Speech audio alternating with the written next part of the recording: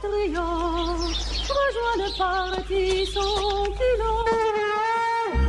Citoyens, citoyennes, on vous court. Des citoyens propres dans une ville propre, nous en faut nous regarder. Pour l'honneur, pour servir, pour la gloire, nous avançons. Je suis un citoyen ordinaire. Citoyen, soldat, frère, père. Citoyen, C'est mon devoir de citoyen. Je ne fais qu'une voix. Sud Radio, les vraies voix qui font bouger la France, 19h-20h, les vraies voix citoyennes, Aurélie Gros, Stéphane Pellet.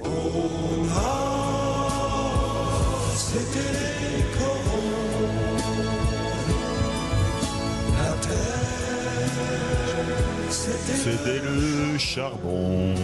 Ah, évidemment, les corons, ça s'impose, même si nous sommes à Lille et pas à Lens, puisque c'est le chant mythique du stade Félix Bollaert. Mais on embrasse également les joueurs du LOSC qui jouent au stade Pierre-Mauroy pour ce G500 citoyen en direct du garage 34 avenue Carnot à Lille. Il y a déjà beaucoup de monde. Et on va recevoir tout de suite les deux coprésidents qu'on a le bonheur d'avoir avec nous tous les lundis soirs de 19h à 20h sur Sud Radio dans les vraies voix citoyennes. On aura ensuite la seconde association, ne dévoile rien. On aura ensuite l'association gagnante et on terminera avec Abdoulaye Sen qui est sénégalais et qui est président du Forum mondial de l'eau pour parler des enjeux de l'eau. Il y a une table ronde qui était passionnante, absolument. Allez, on va commencer avec vous, Aurélie Gros, Stéphane Pellet. Vous avez commencé il y a longtemps l'organisation de ce G500 citoyen, mais on vous sent pas fatigué, on vous sent une pêche d'enfer. Alors, il vaut mieux pas être fatigué, cher Philippe David. Parce qu'il y a 3 jours. Ce qui me donne la pêche, c'est de réentendre l'hymne de Vraie Voix citoyenne le jeudi. Et je me suis dit, c'est vrai qu'avoir 2 heures consacrées juste pour les citoyens, ça pourrait être pas mal le lundi et le jeudi. Message à Patrick Roger. Non, on est heureux. Oui, il y a du monde. On a des invités internationaux juste sublimes qui nous éclairent sur les enjeux de la démocratie. Et je pense que c'est important, car je le rappelle aux auditeurs, les démocraties sont mortelles. Donc il ne faut pas l'oublier, il faut regarder ce qui se passe aussi dans le monde et comment elles reculent un peu partout. Et du monde, des associations engagées, des gens qui ont envie de faire bouger les choses et qui ont de très belles résolutions pour cette nouvelle fabrique des idées. Alors, comment s'est passée cette première journée, Stéphane Pellet ? Écoutez, moi déjà, l'eau, ça m'a donné envie. D'habitude, vous le savez, j'ai plutôt un penchant pour un certain nombre d'autres boissons, qu'on ne citera pas en raison de la loi bien Evin. sûr, qu'on ne citera pas. Eh bien, écoutez, là, 2 heures d'un débat exceptionnel, passionnant, mais avec des gens qui ont géré ces questions tout à fait différemment, mais en complémentarité. On avait autant le Sénégal, en effet, avec cette figure que vous allez recevoir tout à l'heure, Abdoulaye Séné, qui est quelqu'un qui a géré des grands forums mondiaux sur ces questions, mais des forums mondiaux, oui, c'est pas de la parlotte simple, hein. C'est les grandes agences de bassin, Seine-Normandie en France, etc., partout en Allemagne, le Rhin, etc. Et il travaille sur des partages, des formes de partage, comment on peut faire avec 2 grandes notions finalement. L'eau, la meilleure, c'est déjà celle qu'on ne consomme pas, tout simplement, parce qu'il faut penser maintenant sobriété de ce point de vue-là. Et deuxième grande résolution, le responsable, on peut le prendre, en défaut, parce que c'est assez simple, il faut un miroir. On se regarde et le responsable de ce qui se passe actuellement sur le plan de la crise de l'eau dans le monde, c'est nous. Tout simplement par un certain nombre de pratiques. Je sais que d'ailleurs Philippe était là tout à l'heure à écouter la fin de la table ronde et c'était passionnant avec ces gens qui ont géré, mais on a parlé aussi de la même façon pour le bassin parisien, pour les Hauts-de-France. Voilà. Donc j'ai trouvé ce débat exceptionnel. Alors il y a une chose importante. Avant c'était à Marseille, maintenant Lille. Pourquoi avoir déménagé de Marseille à Lille ? Car c'est un sommet national, donc l'intérêt c'est de s'installer 2 ans là, c'est un peu les 2 bouts de la France, hein. Marseille et Lille, il n'y a que Nice qui soit plus loin, et Dunkerque. Oui, mais on verra après où nous poserons nos bagages pour le 4e et le 5e sommet. Non, on a une grosse association qui est le collectif Santé en danger, fondé par Arnaud Chiche, ici dans le Nord, d'ailleurs. Qui est du Nord, d'origine lilloise, donc du moins du Nord des Hauts-de-France. Donc c'est important aussi d'aller là où nos fondateurs ont des points d'appui. Donc on a choisi Lille cette année avec un vote à l'unanimité. Moi, je connais moins bien votre association que Philippe David, qui a la chance de vous voir. Il faut venir plus souvent. Est-ce que, au fond, d'abord, ça quitte le politique partisan, déjà, ça me frappe. Deuxième élément, est-ce qu'on pourrait la qualifier en disant c'est ce que les citoyens découvrent et proposent? Ou est-ce que c'est autre chose?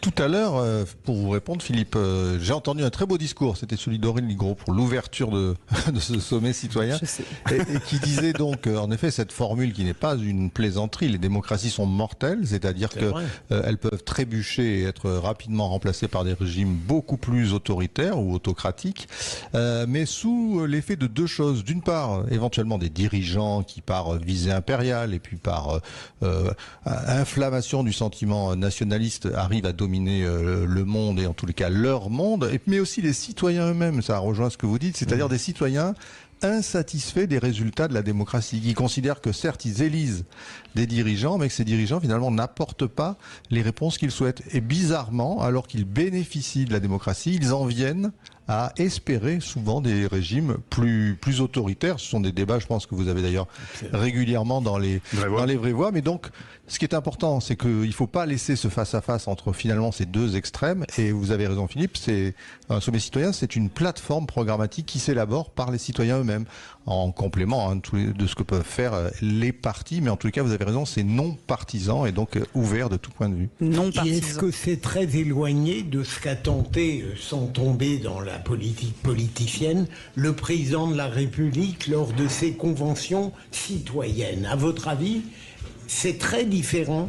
Alors déjà, nous, on s'appuie énormément sur le tissu associatif. Vous savez, en France, il y a 1,7 million d'associations qui, aujourd'hui, remplacent à certains moments certaines politiques publiques ou viennent en renfort des politiques publiques. Et sans les associations, on serait très très mal. Donc il y a des très belles initiatives qui sont faites sur tous les territoires, qui peuvent être dupliquées. Il suffit juste de les mettre en lumière.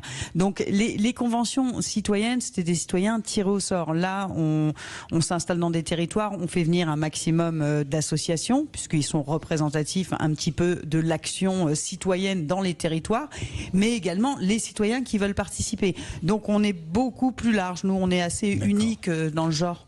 Soyons un peu, de temps en temps, j'entends les coups de gueule de Philippe David. On peut en pousser un, parce que le président de la République a certainement... Je suis fier d'être votre modèle. Exactement. Je porte ma croix, David. Oui, effectivement, c'est plutôt l'étoile. Je voulais dire par là que ce président, qui a quand même un certain talent au plan international, un certain talent pour voir arriver les idées, les problématiques du moment, même si on a vu là que le sommet des océans va se terminer avec 0 résolution finale. Les États n'auront pas réussi. Et ça a peut-être coûté. Mais ce président, là où il a, je crois, échoué, c'est qu'il était venu pour changer la façon de faire la politique. Vous vous souvenez de ça? Oui. Et il a pris les habits de ce qu'on appelle le monarque républicain et il continue à travailler à peu près de la même façon. On peut critiquer ou pas la 5e République. Moi, ma question, c'est pas une nouvelle constitution. C'est pas la 6e ou la 5e amendée. C'est pas ça.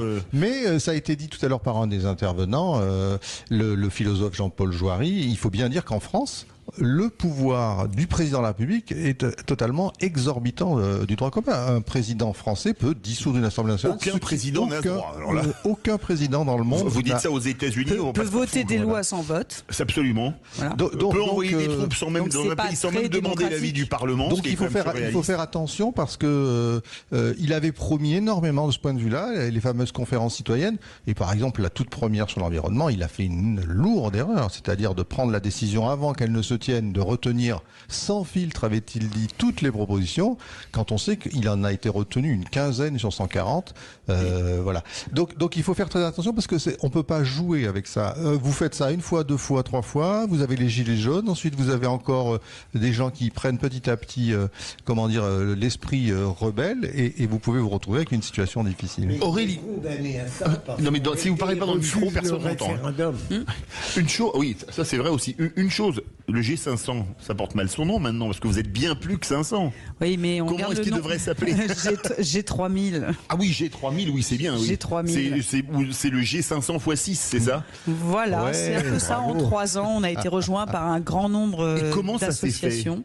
Grâce à Sud Radio, Philippe. Vous avez raison, mais comment ça s'est fait, ça? Non, comment ça Ça a s'est donné fait un au coup de fur et à boost, mesure de nos déplacements, de nos rencontres, du bouche à oreille. Le tissu associatif se parle quand même Oui, c'est clair. entre eux. Donc, Il y a un chiffre intéressant.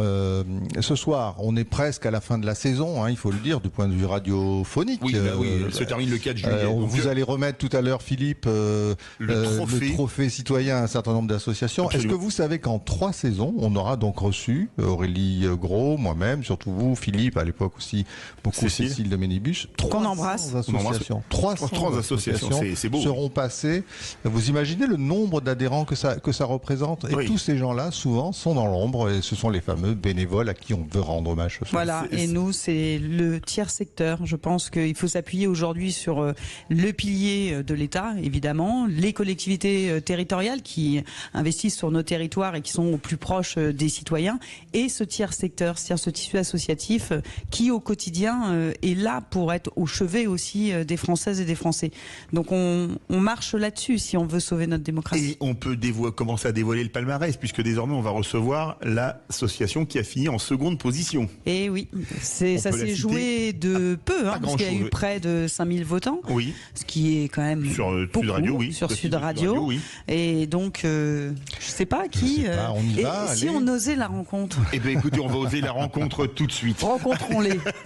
Comme on les a reçus dans les finalistes, ceux qui ont entendu l'émission se souviennent. Allez, on va retrouver dans quelques instants Dominique Loverier, responsable pour les Hauts-de-France, comme nous sommes à Lille, de Ose la rencontre, et maman d'un enfant handicapé. Restez bien avec nous sur Sud Radio. Sud Radio. Sud Radio. Parlons vrai. Parlons vrai. Sud Radio. Parlons vrai. Sud Radio, les vraies voix qui font bouger la France. 19h-20h, les vraies voix citoyennes. Aurélie Gros, Stéphane Pellet. Les gens du Nord ont dans les yeux le bleu qui manque à leur Ah oui, Enrico Macias, chanson incontournable puisque nous sommes à Lille pour le G500 citoyen. Aurélie Gros et Stéphane Pellet, les deux co-présidents du G500, nous ont laissé. Et on a le plaisir de recevoir l'association qui a fini seconde. C'est l'association Ose la rencontre de la fondation OCH, Office chrétien des personnes handicapées.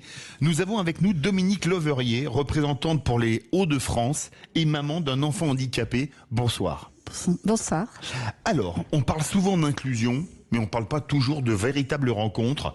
Alors, Oser la rencontre, ça permet à des personnes handicapées de rencontrer des personnes valides. Expliquez-nous comment ça se passe.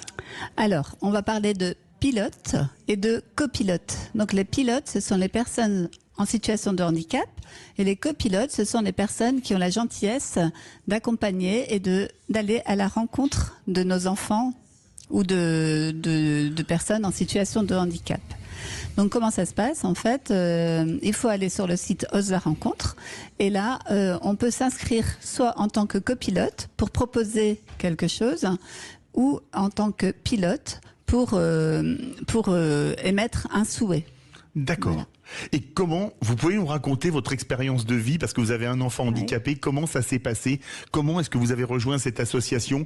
Comment vous avez, avec votre enfant, organisé cette rencontre? Lui ou elle en tant que pilote, lui, votre enfant en tant que pilote, et le copilote, comme on dit, j'aime pas trop le mot, valide. Voilà.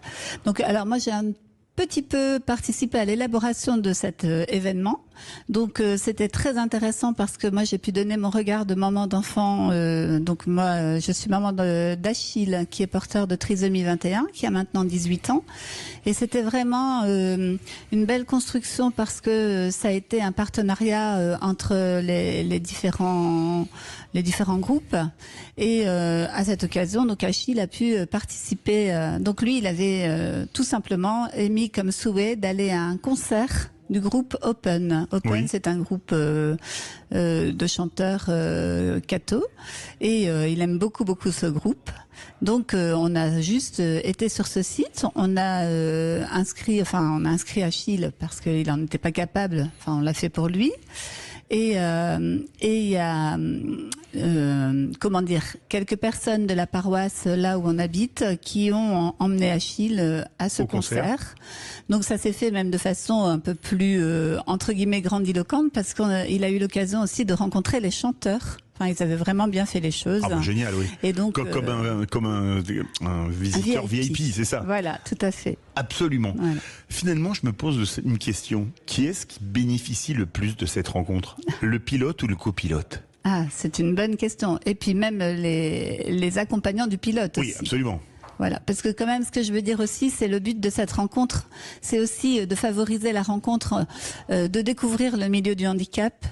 Je suis bien placée pour dire que nos enfants n'ont pas beaucoup d'amis, que ça nous demande beaucoup d'énergie pour provoquer des rencontres. Et là, c'est quand même un événement qui permet vraiment de découvrir le monde du handicap. Et comme vous dites, les copilotes, les personnes qui accompagnent ces projets, découvrent des choses qu'ils n'ont jamais imaginées. Exactement.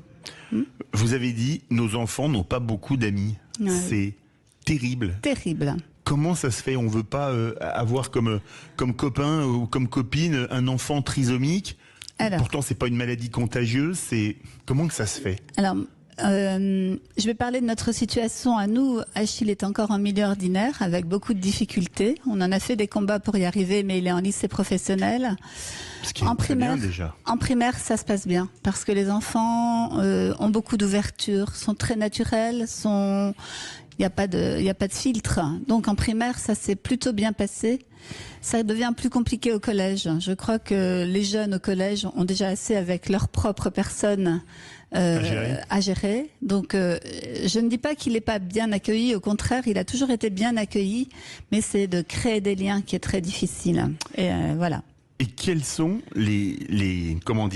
quels sont les retours de ceux qui font ces rencontres? On va parler des pilotes et des copilotes. Qu'est-ce qu'ils vous disent? Le copilote, il vous dit, je sais pas, ma vision du handicap a totalement changé. Comment ça fonctionne?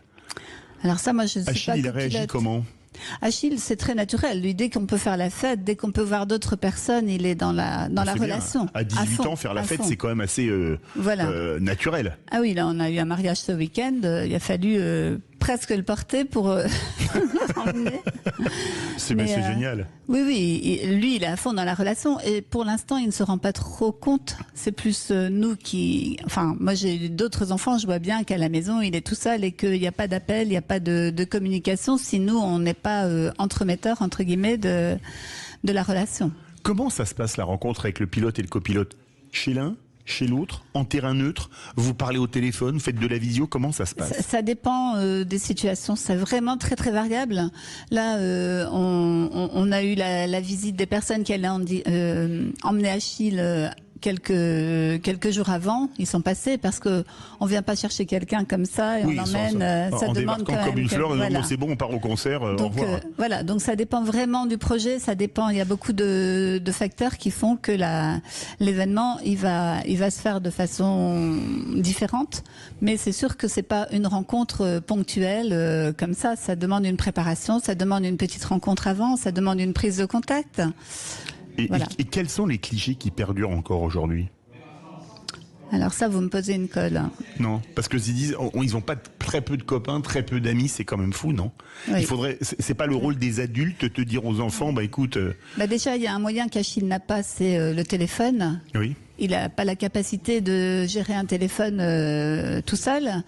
Et très très concrètement, les jeunes maintenant, c'est essentiellement avec un téléphone qu'on communique, essentiellement. Est-ce que vous êtes implanté, vous êtes dans le Nord, dans les Hauts-de-France, est-ce que vous êtes implanté dans toute la France pour organiser des rencontres?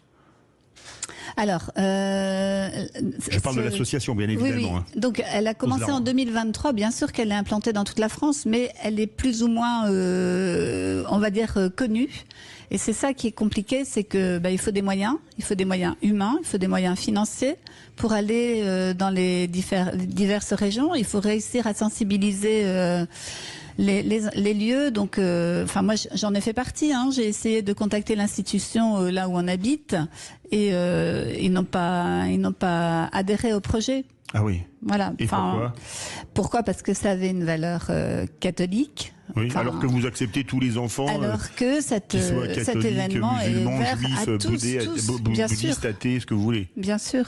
Et enfin, comment est-ce qu'on peut vous contacter? Par exemple, qu'il y a des gens qui nous écoutent se disent, tiens, j'aimerais bien être copilote. Ou quelqu'un, un enfant handicapé, il tient, j'aimerais bien qu'il devienne pilote. Comment est-ce qu'on fait pour vous contacter? Alors c'est très simple, il y a un site Ose la rencontre. Absolument. Voilà. Et là, c'est très intuitif. Vraiment, enfin, je vais pas donner le mode d'emploi parce que je crois que tout le monde est capable de taper Ose la rencontre. Oui, c'est sûr, c'est pas trop compliqué sur un moteur de recherche, c'est pas voilà. trop compliqué. Et peut-être préciser OCH, parce que Ose la rencontre, c'est peut-être... Ose la rencontre voilà, OCH. OCH. Absolument. Merci beaucoup, Dominique Loverier, représentante pour les Hauts-de-France de Ose la rencontre et maman d'un enfant handicapé, Achille. On se permet d'embrasser Achille et de vous embrasser. Avec plaisir. Bravo pour ce que vous faites, bravo pour cette seconde place et bravo à l'association. Merci à vous. Merci à vous. Tout de suite, on va rencontrer l'association qui a gagné. On vous dit rien, mais elle est passée il n'y a pas très longtemps sur Sud Radio comme Ose la rencontre. Restez bien avec nous sur Sud Radio. Sud Radio. Sud Radio. Parlons vrai. Parlons vrai. Sud Radio. Parlons vrai. Sud Radio, les vraies voix qui font bouger la France, 19h-20h, les vraies voix citoyennes, Aurélie Gros, Stéphane Pellet. Je passe mes vacances tout en haut, le chéri. Oui, une chanson de Mineur d'ailleurs, une chanson assez ancienne mais qu'il avait reprise il y a une quinzaine d'années je crois, absolument magnifique. Et on est en compagnie de l'association, ils ont de superbes t-shirts qui ont gagné ce trophée de la meilleure initiative citoyenne Sud Radio. C'est l'association Une lettre, un sourire. Nous sommes en compagnie de Stéphanie Delepoule, bénévole, bonsoir. Bonsoir, merci de nous accueillir. Et on est également en compagnie de Émile Saïd-Plounès, bonsoir. Bonsoir, merci beaucoup. Et avec plaisir, et Sacha Devos, bonsoir. Bonsoir. Bien dans le micro. Alors, Une lettre, un sourire, c'est une plateforme où chacun peut écrire à une personne âgée, isolée. C'est simple. Comment est-ce qu'est aidée cette association? Alors c'est assez simple, c'est une association qui est née il y a 5 ans pendant le Covid. À la base, 10 cousins étaient en déjeuner de famille, ils se sont rendus compte que leurs grands-parents étaient complètement isolés et ils se sont dit qu'ils allaient commencer à leur écrire des lettres. Ils ont fait passer le message autour d'eux, à leurs amis, à leurs proches. Et en fait, ce mouvement a pris une ampleur folle. Ils ont créé un site internet et au bout de quelques jours, près de 6000 lettres par jour, 6000 par jour étaient envoyées pendant le Covid. Et donc cet asso a grandi. Maintenant, on est supporté par des ministères et beaucoup d'entreprises. Et donc on ne cesse de grandir et de discuter à des événements comme ici. Est-ce que vous avez encadré dans le musée de l'association la première lettre qui a été envoyée? Je sais pas, qui veut répondre, Sacha? Alors cette lettre a été... comme vous voulez, hein, Stéphanie, c'est comme vous. Non, mais toutes les lettres ont été relues et c'est très émouvant de les relire. Parce qu'elles sont très belles, elles sont personnelles, elles sont bienveillantes, elles sont écrites avec le cœur. Et c'est vrai que maintenant, il y a 1 million de lettres qui ont été envoyées. 1 million, c'est énorme. C'est assez formidable. Elles arrivent de 183 pays, beaucoup de francophones, francophiles du monde entier ont écrit, ont participé. Bien évidemment, si tous ceux qui nous écoutent ont envie de participer, ils peuvent aller sur le site unelettreinsourire.org et écrire une lettre bienveillante et personnelle. Alors, est-ce que vous avez mesuré l'impact qu'ont eu ces lettres? On fait comme tout à l'heure dans l'association précédente qui a fini 2e, pour ceux qui ont fait les lettres et pour ceux qui les recevaient. Vous avez fait un bilan pour les deux? Parce que je pense que parfois, comme la personne valide qui aide une personne en situation de handicap, elle est plus contente encore de la BA, comme on dit, la bonne action qu'elle a faite. Oui, tout à fait. En fait, on a fait faire une revue scientifique où on a mesuré que pour toutes les personnes qui écrivaient et pour toutes les personnes qui recevaient les lettres, le taux de bonheur, entre guillemets, était vraiment accru. Et voilà, c'est le bilan qui ressort de cette étude. C'est quasiment scientifique. Sacha, il y a le taux de cholestérol, là il y a le taux de bonheur. Comment est-ce qu'on le mesure, le taux de bonheur? Alors surtout quand on se rend en EHPAD pour effectuer du coup, la distribution des lettres, c'est là qu'on s'en rend le plus compte, parce qu'en fait on a la réaction en direct du senior. Avec parfois des petites larmes, je pense. Il y en a qui sont extrêmement émus en fait et qui repensent à leur jeunesse et qui sont super contents, et certains prennent le temps derrière de répondre. On les aide, on les accompagne dans cette démarche, et forcément pour avoir fait aussi des ateliers de sensibilisation dans les entreprises, les jeunes qui écrivent sont très contents de prendre ce temps pour ces seniors justement. Stéphanie Delepoule veut réagir. Il y a une amélioration de la santé mentale et physique qui a été prouvée, meilleure qualité de la nuit, moins de médicaments, moins de psychotropes meilleure confiance en soi. Ça fait même moins des de économies à jours la sécurité sociale, c'est moins bien, de à une jours époque où on d'arrêt cherche de l'argent. maladie pour les entreprises et ça coûte rien à la Sécu. Alors, est-ce que parfois des liens durables se créent ? Je sais pas, vous écrivez de Dunkerque à Lille, et puis un jour vous dites, bon tiens, je vais aller faire un saut à l'EHPAD, on va manger un bout ensemble, ou boire l'apéritif, ou quelque chose, et puis après, c'est une histoire qui naît. Est-ce que ça arrive ? Bien Sacha. sûr. Alors ça commence souvent par une lettre, du coup, qui est au cœur de cette association.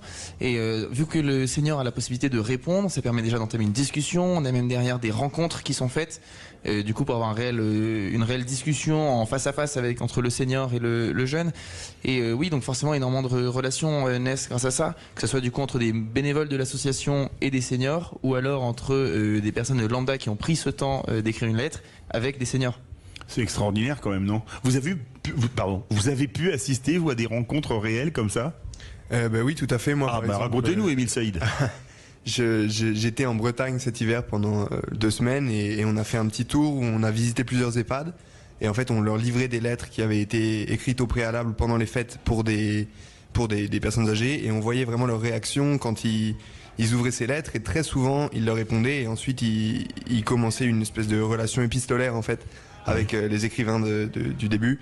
Et on voyait vraiment l'émotion des résidents des maisons de retraite qui étaient super heureux de recevoir un peu de visite et un petit peu de présence extérieure. Voilà. Ça donne du baume au cœur, évidemment. Stéphanie Delepoule veut réagir. Nous, on a un directeur d'EHPAD qui nous dit je crois que vous réalisez pas l'impact de vos lettres. Elles sont distribuées à des gens qui sont là depuis plus de 3 ans, qui n'ont jamais reçu une visite ou un courrier personnel. C'est terrible. Donc évidemment, ça fait un petit peu réfléchir. Je pense aussi à un jeune de 25 ans d'une promo AXA Concorde, AXA Tout Cœur, qui a participé à un de nos événements. Il a 25 ans, il a écrit une lettre, laissé sa lettre à une dame, une résidente d'un EHPAD. Et maintenant, tous les lundis, il se téléphone pour se donner des petites nouvelles en sortant du bureau. Des petites histoires comme ça, on en a plein à raconter. C'est magnifique. Alors, les lettres, vous les faites comment ? C'est des lettres papier qu'on écrit à la main ou qu'on imprime et qu'on poste. Ou alors, est-ce que vous les envoyez à l'adresse mail de l'EHPAD et vous la tapez évidemment ? Ou alors, vous l'écrivez à la main, vous la scannez, vous l'envoyez à l'EHPAD ? Comment est-ce que ça se passe ? Alors, ce sont des lettres qu'on peut faire écrire directement en main propre, donc à la main lors d'ateliers de sensibilisation ou d'ateliers d'écriture qu'on organise. Donc on récolte déjà énormément de lettres écrites en direct, mais on a aussi du coup sur notre site une section pour envoyer des lettres que nous derrière on fait imprimer pour ensuite les distribuer du coup en main propre, parce qu'en fait on se rend compte que ce qui touche aussi c'est l'intention et d'avoir une intention physique. Et c'est ce à quoi répondent au mieux les seniors. Émile Saïd veut réagir. Si je peux ajouter à ça, il y a dans le micro. Il y a déjà plus de 2000 EHPAD en France en fait qui ont reçu des lettres en physique. Et sur combien d'EHPAD en France ? J'en ai aucune idée. 7006. C'est bien, il y a encore de la marge de progression. Exactement. Encore, hein. Et c'est aussi pour ça qu'on est à la radio ce soir. Un peu moins du quart, un peu plus du quart, pardon. Voilà. Et c'est pour ça qu'on est à la radio ce soir. On fait appel à tous les EHPAD qui nous entendent. S'ils veulent devenir partenaires d'une lettre à souhait, recevoir des lettres, recevoir des visites, ils peuvent nous faire signe via le site ou via les différents contacts qui sont sur Internet. Comment ça se passe alors pour vous contacter? Les EHPAD se connectent à votre site internet, vous envoient un message, voilà, on est l'EHPAD X de telle ville et on a X personnes, qui est-ce qui peut écrire? C'est des lettres régionales, on va dire, vous écrivez des Hauts-de-France aux Hauts-de-France, ou vous pouvez écrire en Occitanie, en Bretagne ou en Alsace? Parce que pour la rencontre physique, c'est mieux d'être prêt, quoi, parce que vous écrivez de Lille, aller à Toulouse, ça fait un peu loin. Voilà, évidemment. Donc nous, on essaye de garder un lien de proximité entre les écrivains et les receveurs, mais évidemment, on peut écrire de partout. On est présent, donc, comme l'a dit Stéphanie, dans plusieurs pays d'Europe, et on a reçu des lettres de plus de 183 pays. Ah oui, donc, évidemment, mais c'est énorme, c'est pratiquement l'ensemble des pays du globe. Et effectivement, donc quand il y a que la Corée du Nord qui travaille pas avec vous. C'est ça. Quand on reçoit par exemple une lettre du Sénégal, ça va être peut-être un petit peu plus compliqué d'aller la livrer. Oui. Tandis que si on reçoit une lettre de Bretagne, on va faire en sorte que l'écrivain et le receveur soient à proximité pour engager justement cette quitte à faire de Brest à Quimper ou plus loin, si vous faites de Rennes à Brest, ça fait un peu plus loin, quoi, quand même. Alors si on parle de la Bretagne, on a une belle histoire qui s'est passée le mois dernier avec une femme, Nelly, qui a récupéré 2000 lettres de l'école de gendarmerie de Châteaulin et qui pendant 2 mois, un mois et demi, a circulé en vélo dans le Finistère pour distribuer les lettres aux 145 EHPAD du Finistère. Eh bien, c'est magnifique. Bravo à vous, Stéphanie Delepoule, Émile Saïd Plounès, Sacha Devos. Vous êtes les gagnants de ce trophée citoyen Sud Radio. C'est moi qui vais vous le remettre tout à l'heure. J'ai une certaine émotion. Merci beaucoup à vous et bravo. C'est une très belle association. Ça nous avait beaucoup touché de vous recevoir. Merci beaucoup à vous. Avec grand plaisir. Et tout de suite, on va recevoir un invité exceptionnel. On va être avec Abdoulaye Sen, secrétaire général du Forum mondial de l'eau. Un enjeu planétaire. Il y avait une table ronde qui s'est terminée il y a quelques minutes. On se retrouve tout de suite avec les vraies voix citoyennes de Sud Radio. Sud Radio, c'est vous qui donnez le ton. Merci pour vos émissions et continuez comme ça parce que vous êtes formidables, tous. Sud Radio, parlons vrai. Sud Radio, les vraies voix qui font bouger la France, 19h-20h, les vraies voix citoyennes, Aurélie Gros, Stéphane Pellet. Ça ne vaut pas un clair de lune à Maubeuge. Le clair de lune à Maubeuge de Bourvil, évidemment, l'immense Bourvil. Immense acteur et très grand chanteur également, faut-il le rappeler. Nous sommes désormais en compagnie d'Abdoulaye Sen, secrétaire général du Forum mondial de l'eau de Dakar. Bonsoir. Bonsoir. Bien dans le micro. Vous avez le micro devant vous. Allez-y. Alors, vous avez fait une table ronde qui a passionné tout le monde sur l'eau. Quand on vient de Dakar, vous avez été dans le monde entier, pourquoi venir au G500 citoyens à Lille? Oui, venir à Lille, participer à ce sommet, c'est réaffirmer ma conviction que les citoyens ont un rôle extrêmement important à jouer dans la gestion de cette ressource vitale. Une ressource qui, malheureusement, est aujourd'hui menacée par l'action humaine, menacée par les changements climatiques et menacée surtout par la multiplication des conflits à travers le monde. Et j'estime que aujourd'hui, l'eau devrait être au cœur des priorités. Priorité politique, mais priorité aussi dans l'action des citoyens. Alors, il y a une chose importante quand même. L'eau, c'est un enjeu international. Ça se joue au niveau international ou au niveau local. Je sais pas, on se partage les eaux du Niger ou du Nil en Afrique, de la Seine ou du Danube en Europe, ou alors il faut carrément un plan mondial. Alors, l'eau a des enjeux au niveau local, il a des enjeux au niveau plus global à l'international.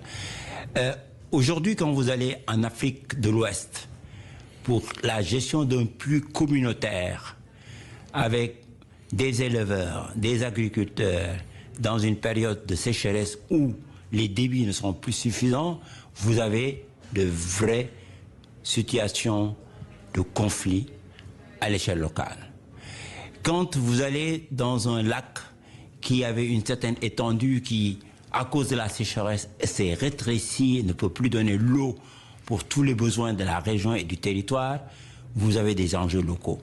Mais quand vous avez aussi un fleuve qui est partagé par plusieurs pays, le Nil, par exemple, qui couvre des milliers de kilomètres en Afrique. Voilà, et que on ne réussit pas à s'entendre pour décider de comment on va gérer des ressources qui se raréfient, qu'on ne réussit pas à fixer les règles pour partager les eaux, qu'on ne réussit pas à faire ensemble un calendrier d'aménagement des infrastructures, on court vers des conflits qui peuvent véritablement être assez dangereux. D'autant plus que... Quand même des conflits armés. Le monde aujourd'hui, et ça a été déclaré par la presse, a connu en 2024 le nombre de conflits le plus important dans une année depuis la dernière guerre. Oui, donc depuis 80 ans. Ça veut dire que si l'on ne fait pas attention, les étincelles pour les conflits vont se multiplier et l'eau fait partie de ce qui pourrait être une étincelle de conflit. Abdoulaye Sen, la problématique de l'eau, elle ne concerne que l'eau douce ou également l'eau de la mer et des océans, comme il y a un sommet qui a eu lieu là à Nice au sujet des océans.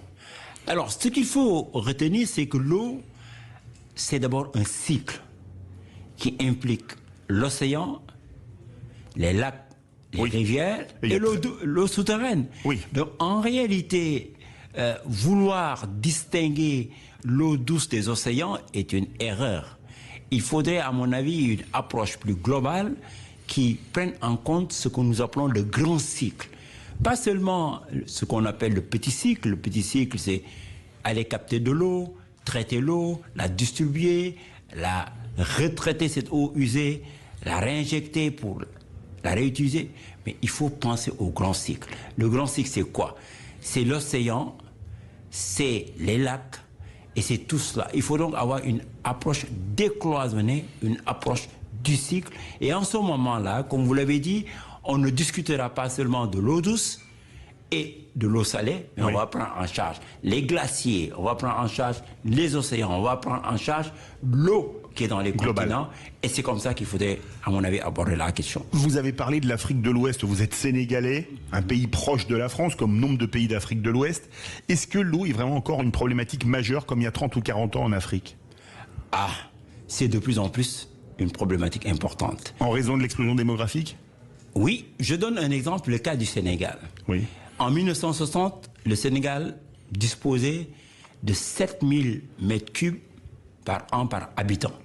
Oui. Aujourd'hui, on est à moins de 1400 mètres cubes. Ça fait diviser par 5. En 2050, il est prévu qu'on soit en dessous de 700 mètres cubes par habitant par an, alors que 700 mètres cubes par habitant par an, c'est le seuil de pénurie absolue pour un pays. Ça veut dire donc que le Sénégal, comme d'autres pays, connaissent des problèmes aigus qui vont s'accentuer. Si également vous Pourtant, il y a un grand fleuve, je crois, au Sénégal, qui est le fleuve Sénégal, théoriquement. Justement, le fleuve Sénégal est un fleuve à statut international que nous partageons avec le Mali, la Mauritanie, la Guinée. On peut même dire que pour ce qui est du Sénégal, 90% des ressources dites renouvelables du Sénégal nous proviennent de l'international. Ça veut dire qu'il faut, pour un pays comme le Sénégal, apprendre à développer ce que j'appelle l'hydrodiplomatie. La diplomatie proactive. L'hydraulique, la diplomatie pour l'eau, l'hydrodiplomatie, oui. Diplomatie préventive. Apprendre à dialoguer, à coopérer avec les autres pour que nous puissions faire un usage sage, équitable, juste et impactant, mais surtout durable et résiliente de cette eau. Abdoulaye Sène, les associations, ici c'est le forum des associations, le G500, elles ont un rôle à jouer pour la répartition de l'eau dans le monde? Absolument. Absolument, parce que nous avons constaté que les mouvements citoyens, ce que j'appellerais même la diplomatie citoyenne, ça marche. La pression des populations, des citoyens, des sociétés civiles, ça marche. Parce que si on ne fait confiance qu'aux États, les États ont tendance à rester dans des schémas qui malheureusement ne peuvent nous mener qu'à des situations très très difficiles et peut-être à des conflits.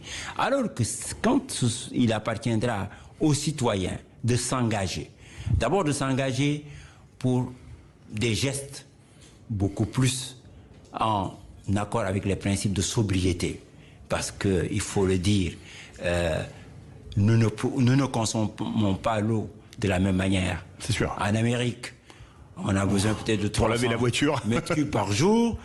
Ici, c'est 200 mètres cubes. Chez nous, c'est peut-être 80.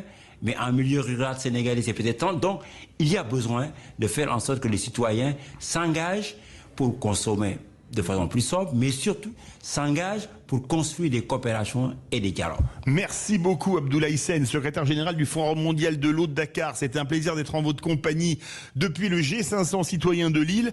Tout de suite, vous retrouvez Tonton Maurizio et sa bande pour les vrais voix du foot. Et nous, on se retrouve demain à 17h pour le Salon de la Chasse en direct de la Motte Beuvron. Allez, à tout de suite avec Tonton Maurizio et sa bande.